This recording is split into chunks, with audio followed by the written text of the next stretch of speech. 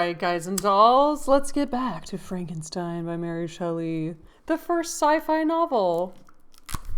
Can you believe it? I can. Okay, Victor Frankenstein's gone off to school and he met one crabby, gross teacher, but then he met another teacher that was like, you don't want to just be a chemist. You want to know all about all of science, so learn it all, babe. And he was like, yes. Yes. Chapter 4.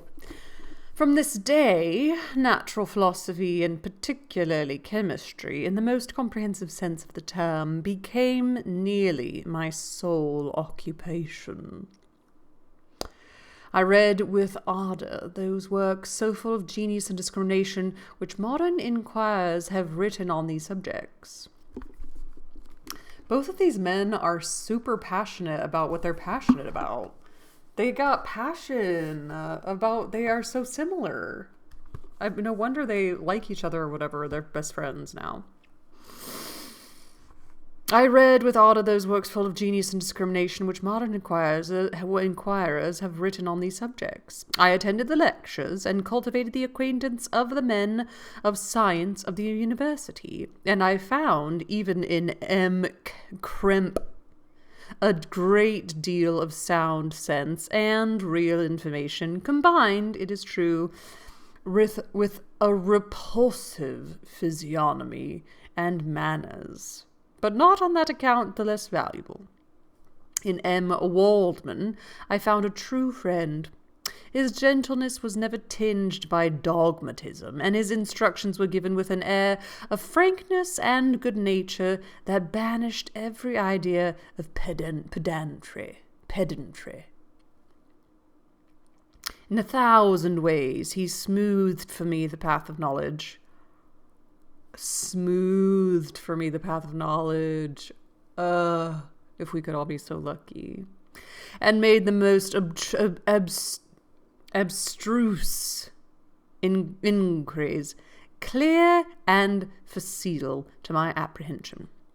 My application was at first fluctuating and uncertain. It gained strength as I proceeded, and soon became so ardent and eager that the stars often disappeared in the light of morning whilst I was yet engaged in my laboratory. Wow. As I applied so closely, it may be easily conceived that my progress was rapid. My ardour was indeed the astonishment of the students, and my proficiency that of the masters. Professor Kremp often asked me, with a sly smile, how Cornelius Agrippa went on, whilst M. Waldman expressed the most heartfelt exultation in my progress.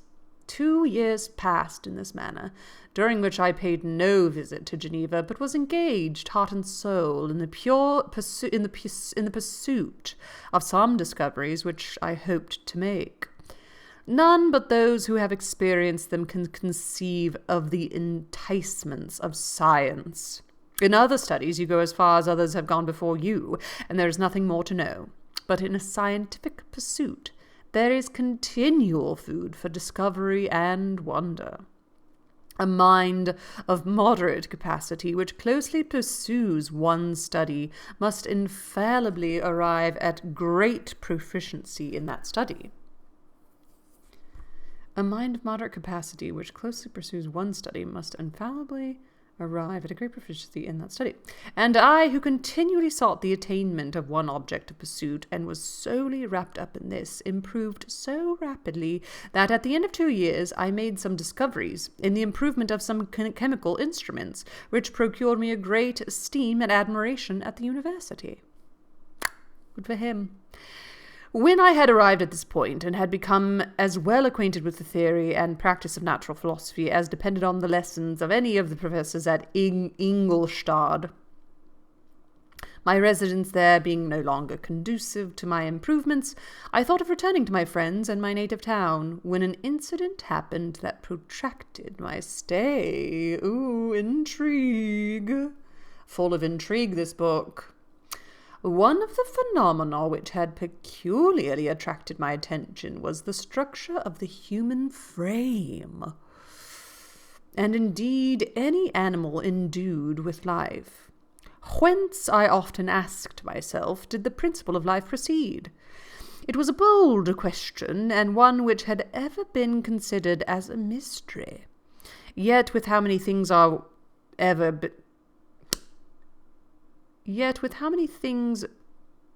we upon the brink of becoming acquainted, if cowardice or carelessness did not restrain our inquiries? I revolved these circumstances in my mind, and determined thenceforth to apply myself more particularly to those branches of natural philosophy which relate to physiology. Love that. Unless I had been animated by an almost supernatural enthusiasm, my application to the study would have been irksome and almost intolerable. To examine the causes of life, we must first have recourse to death. I became acquainted with the science of anatomy, but this was not sufficient. I must also observe the natural decay and corruption of the human body.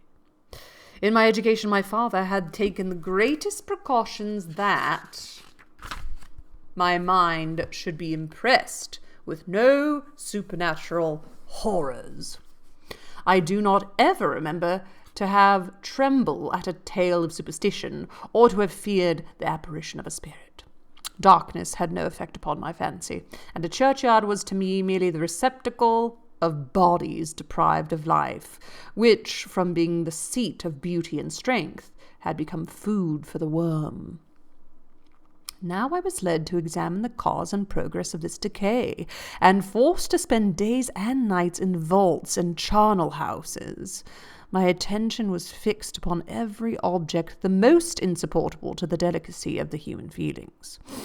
I saw how the fine form of man was degraded and wasted. I beheld the corruption of death succeed to the blooming cheek of life. I saw how the worm inherited the wonders of the eye and brain. I paused, examining and analyzing all the minutiae of causation, as exemplified in the change from life to death, and death to life, until from the midst of this darkness a sudden light broke in upon me, a light so brilliant and wondrous, yet so simple, that while I became dizzy with the immensity of the prospect which it illustrated, I was surprised that among so many men of genius who had directed their inquiries towards the same science, that I alone should be reserved to discover so astonishing a secret. Secrets. Remember, I am not recording the vision of a madman. The sun does not more certainly shine in the heavens than that which I now affirm is true. Some miracle might have produced it, yet the stages of the discovery were distinct and probable. After days and nights of incredible labor and fatigue, I succeeded in discovering the cause of generation and life. Nay, more, I became myself capable of bestowing animation upon lifeless matter. The astonishment which I had at first experienced on this discovery soon gave place to delight and rapture. After so much time spent in painful labor, to arrive at once at the summit of my desires was the most gratifying consummation of my toils. But this discovery was so great and overwhelming that all the steps by which I had been progressively led to it were obliterated, and I beheld only the result. What had been the study and desire of the wisest men since the creation of the world was now within my grasp. Not that, like a magic scene, it all opened upon me at once. The information I had obtained was of a nature rather to direct my endeavors so soon as I should point them towards the object of my search, than to exhibit that object already accomplished.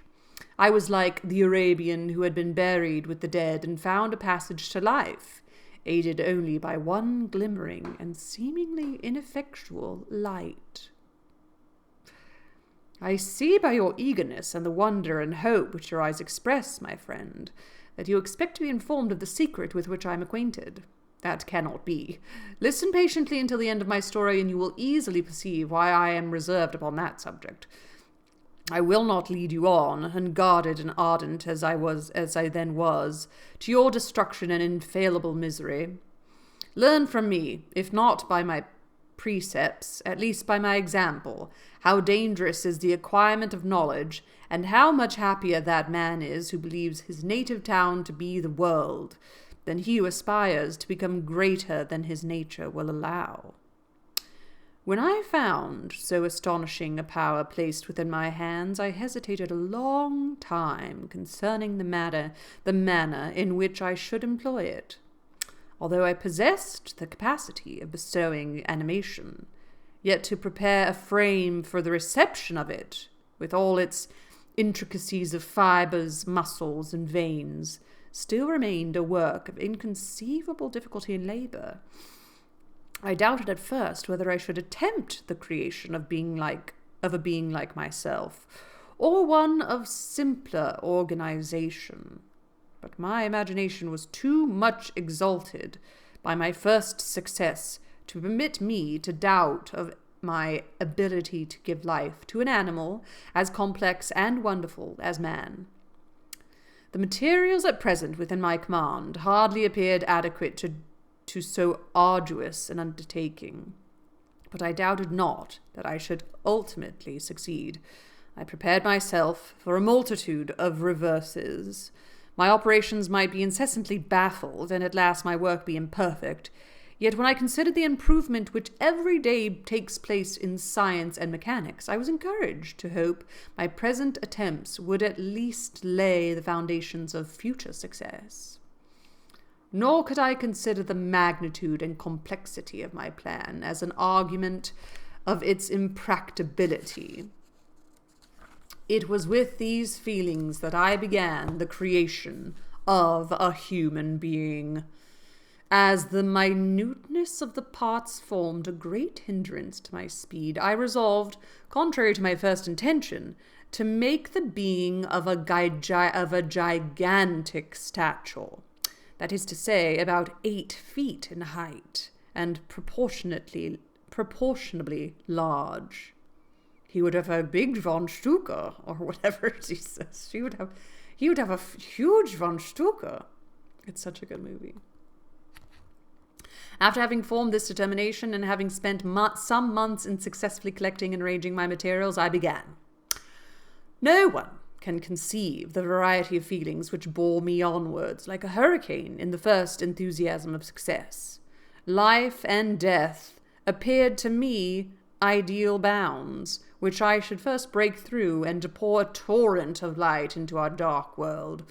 A new species would bless me as its creator and source.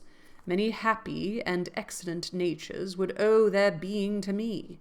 No father could claim the gratitude of his child so completely as I should deserve theirs. Pursuing these reflections, I thought that if I could bestow animation upon lifeless matter, I might in process of time, although I now found it impossible, renew life where death had apparently devoted the body to corruption. These thoughts supported my spirits, while I pursued my undertaking with unremitting ardor. My cheek had grown pale with study, and my person had become emaciated with confinement. Sometimes, on the very brink of certainty, I failed. Yet still I clung to the hope which the next day or the next hour might realize. One secret which I alone possessed was the hope to which I had dedicated myself, and the moon gazed on my midnight labors, while with unrelaxed and breathless eagerness I pursued nature to her hiding places. Who shall conceive the horrors of my secret toil as I dabbled among the unhallowed damps of the grave, or tortured the living animal to animate the lifeless clay? My limbs now tremble, and my eyes swim with the remembrance. But then a resistless and almost frantic impulse urged me forward. I seemed to have lost all soul or sensation but for this one pursuit. It was indeed but a passing trance that only made me feel with renewed acuteness so soon as, that unnatural stimulus ceasing to operate, I had returned to my old habits. I collected bones from the charnel houses and disturbed with profane fingers the tremendous secrets of the human frame. In a solitary chamber, or rather cell, at the top of the house, and separated from all the other apartments by a gallery and staircase, I kept my workshop of filthy creation. My eyeballs were starting from their sockets and attending to the details of my employment. The dissecting room and the slaughterhouse furnished many of my materials, and often did my human nature turn with loathing from my occupation, whilst still urged on by an eagerness which perpetually increased. I brought my work near to a conclusion. The summer months passed while I was thus engaged, heart and soul, in one pursuit.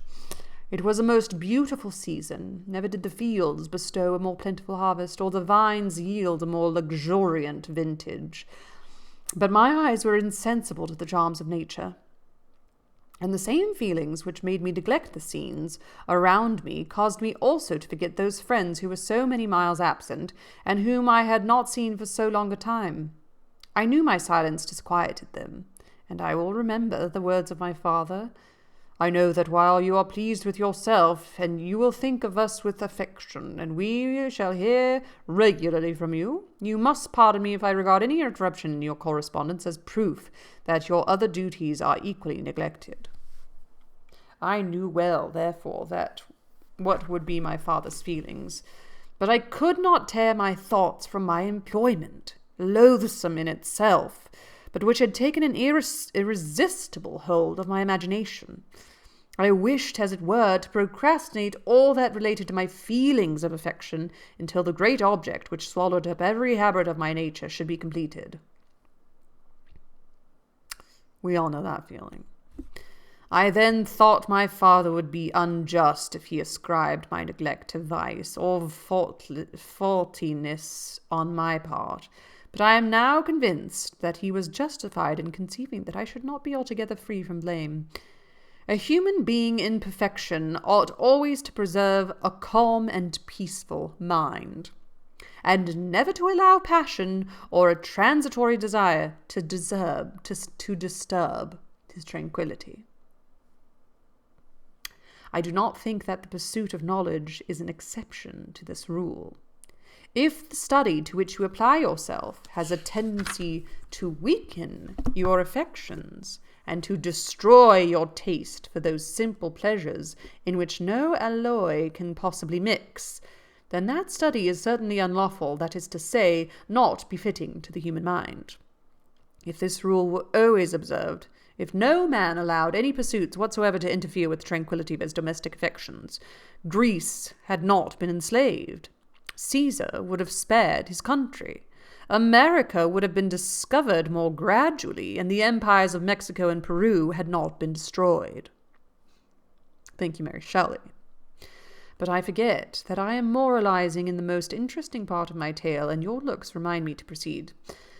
My father made no reproach in his letters, and only took notice of my silence by inquiring into my occupations more particularly than before.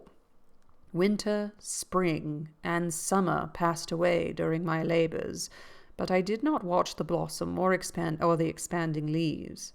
Sights which before always yielded me supreme delight, so deeply was I engrossed in my occupation. The leaves of that year had withered before my work drew to a close, and now every day showed me more plainly how well I had succeeded.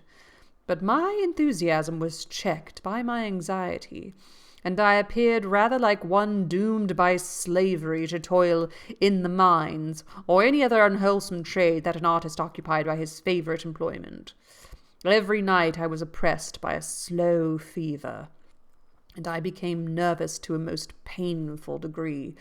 The fall of a leaf startled me, and I shunned my fellow creatures as if I had been guilty of a crime. Sometimes I grew alarmed at the wreck I perceived that I had become. The energy of my purpose alone sustained me. My labours would soon end, and I believed that exercise and amusement would then drive away incipient disease.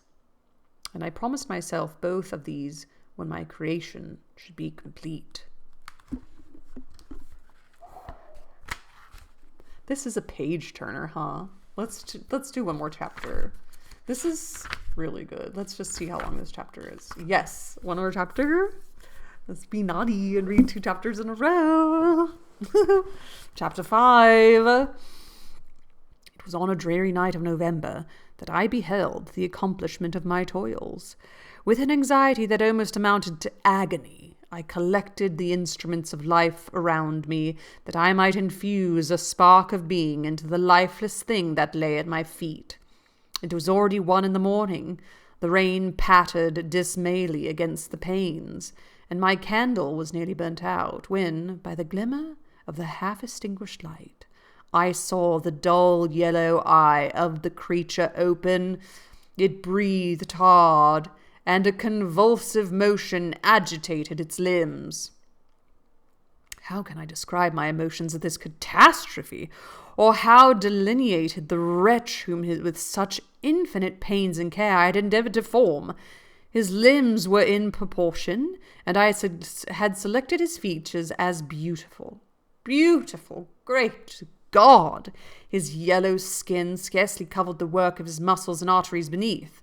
His hair was of a lustrous black and flowing, his teeth of pearly whiteness, but these luxuriances only formed a more horrid contrast with his watery eyes, that seemed almost of the same colour as the dun-white sockets in which they were set, his shrivelled complexion and straight black lips. The different accidents of life are not so changeable as the feelings of human nature. I had worked hard for nearly 2 years for the sole purpose of infusing life into an inanimate body. For this I had deprived myself of rest and health.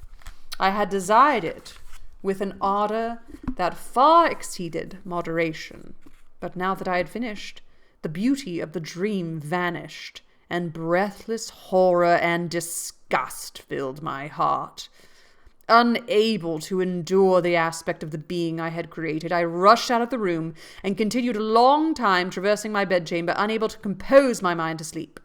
At length, lassitude succeeded to the tumult I had before endured, and I threw myself on my bed in my clothes, endeavouring to seek a few moments of forgetfulness. But it was in vain. I slept, indeed, but I was disturbed by the wildest dreams. I thought I saw Elizabeth in the bloom of health, walking in the streets of Ingolstadt. Delighted and surprised, I embraced her, but as I imprinted the first kiss on her lips, they became livid with a hue of death.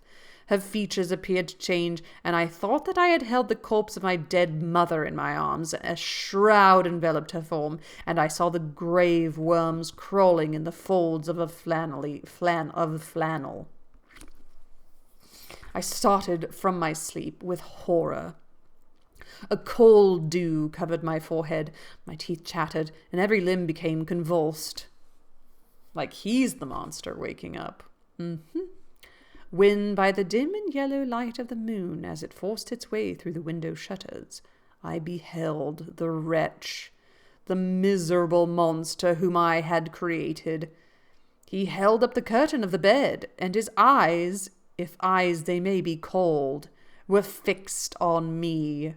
Is this real life? His jaws opened, and he muttered some inarticulate sounds, while a grin wrinkled his cheeks. He might have spoken, but I did not hear.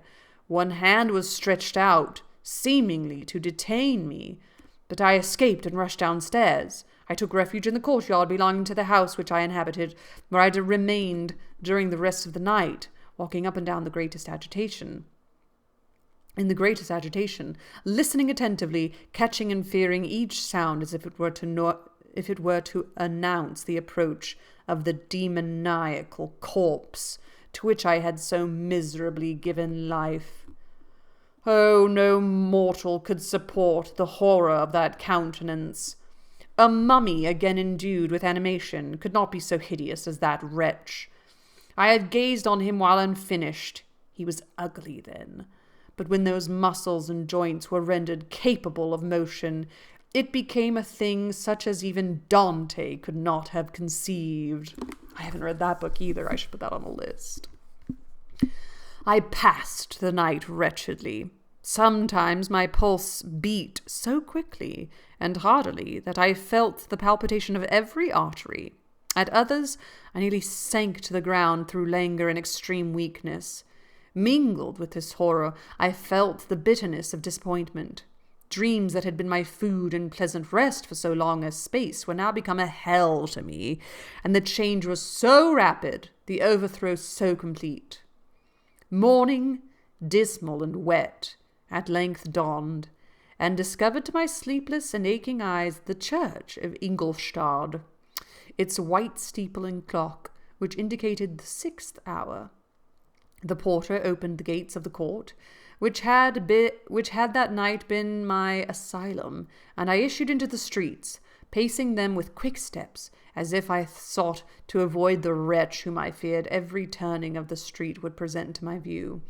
I did not dare return to the apartment which I inhabited, but felt impelled to hurry on, although drenched by the rain which poured from a black and comfortless sky. I continued walking in this manner for some time, endeavouring by bloody exercise to ease the load that weighed upon my mind. I traversed the streets without any clear conception of where I was or what I was doing. My heart palpitated in the sickness of fear, and I hurried on with irregular steps, not daring to look about me. Like one on a lonesome road, who doth walk in fear and dread, and having once turned round walks on, and turns no more his head, because he knows a frightful fiend doth close behind him tread. Continuing thus, I came at length opposite to the inn at which the various diligences and carriages usually stopped. Here I paused. I knew not why, but I remained some minutes with my eyes fixed on a coach that was coming towards me from the other end of the street. As it drew near, I observed that it was the Swiss diligence. It stopped just where I was standing, and on the door being opened, I perceived Henry Clerval, who, on seeing me, instantly sprung out. "My dear Frankenstein," he exclaimed he, "how glad I am to see you! How fortunate that you should be here at the very moment of my alighting!" Nothing could equal my delight on seeing Clerval. His presence brought back to my thoughts my father, Elizabeth, and all those scenes of home so dear to my recollection. I grasped his hand, and in a moment forgot my horror and misfortune. I felt suddenly, and for the first time during many months, calm and serene joy. I welcomed my friend, therefore, in the most cordial manner, and we walked towards my college. Clerval continued talking for some time about our mutual friends and his own good fortune in being permitted to come to Ingolstadt.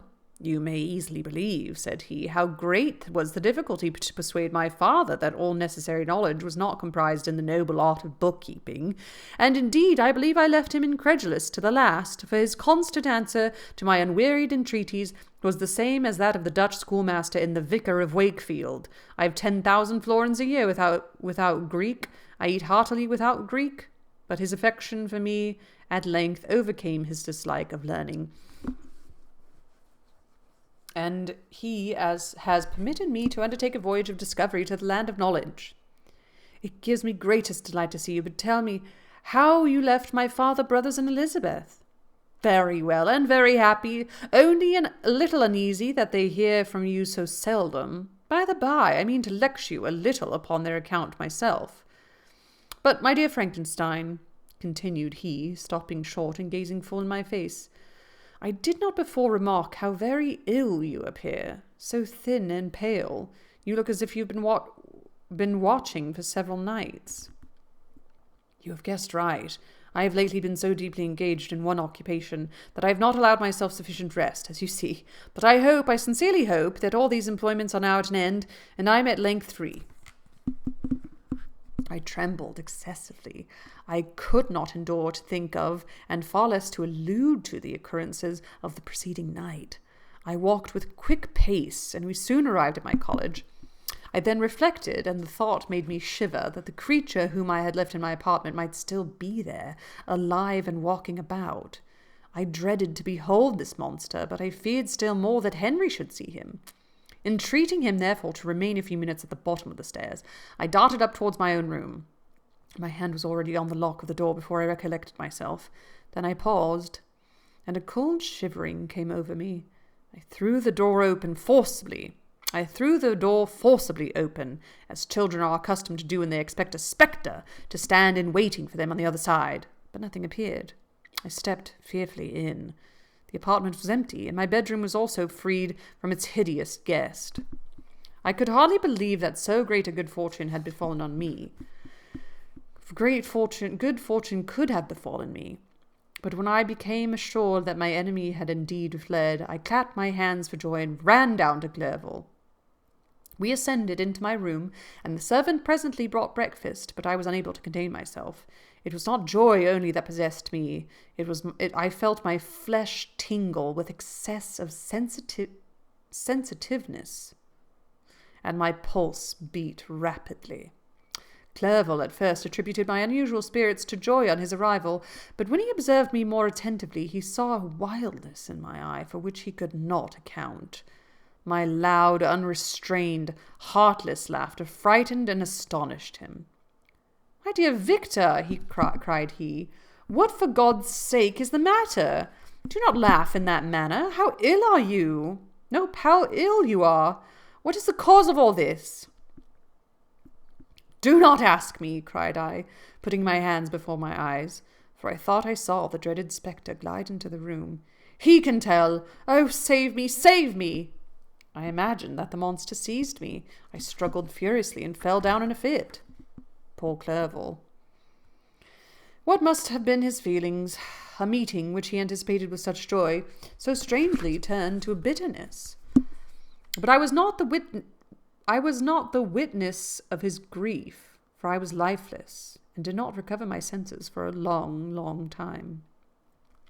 This was the commencement of a nervous fever, which confined me for several months. During all that time, Henry was my only nurse. I afterwards learned, knowing my father's advanced age and unfitness for so long a journey, and how wretched my sickness would make Elizabeth, he spared them this grief by concealing the extent of my disorder. He knew that I could not have a more kind and attentive nurse than himself, and firm in the hope he felt of my recovery, he did not doubt that instead of doing harm, he performed the kindest action that he could towards them. But I was in reality very ill, and surely nothing but the unbounded and unremitting attentions of my friend could have restored me to life. The form of the monster on whom I had bestowed existence was forever before my eyes, and I raved incessantly concerning him. Doubtless my words surprised Henry. He at first believed them to be the wanderings of my disturbed imagination, but the pertinacity with which I continually recurred to the same subject persuaded him that my disorder indeed owed its origin to some uncommon and terrible event. By very slow degrees, and with frequent relapses that alarmed and grieved my friend, I recovered. I remembered the first time I became capable of observing outward objects with any kind of pleasure. I perceived that the fallen leaves had disappeared, and that young buds were shooting forth from the trees that shaded my window. It was a divine spring, and the season contributed greatly to my convalescence. I felt also sentiments of joy and affection revive in my bosom. My gloom disappeared, and in a short time I became as cheerful as before I was attacked by the fatal passion. "Dearest Clerval," exclaimed I, "how kind, how very good you are to me.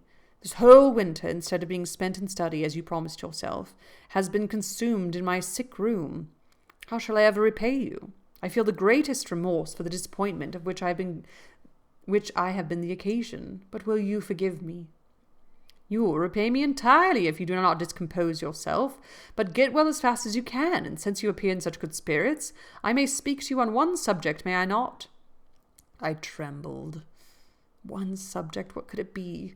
Could he allude to an object on whom I dared not even think? "Compose yourself," said Clerval, who observed my change of colour. "I will not mention it if it agitates you, but your father and cousin would be very happy if they received a letter from you in your own handwriting. They hardly know how ill you have been, and are uneasy at your long silence." Is that all, my dear Henry? How could you suppose that my first thoughts would not fly towards those dear, dear friends whom I love, and who are so deserving of my love? If this is your present temper, my friend, you will perhaps be glad to see a letter that has been lying here for some days for you. It's from your cousin, I believe. Oh, my gosh. Let's begin next time, with chapter 6. A letter from Cousin Elizabeth. Wow, this is really fast-paced. And it's really Frankenstein's the monster. Lots of good visuals. I really love it. Good on you, Mary Shelley. Join me next time for chapter 6 of Frankenstein. Happy reading to you all, and ta-da!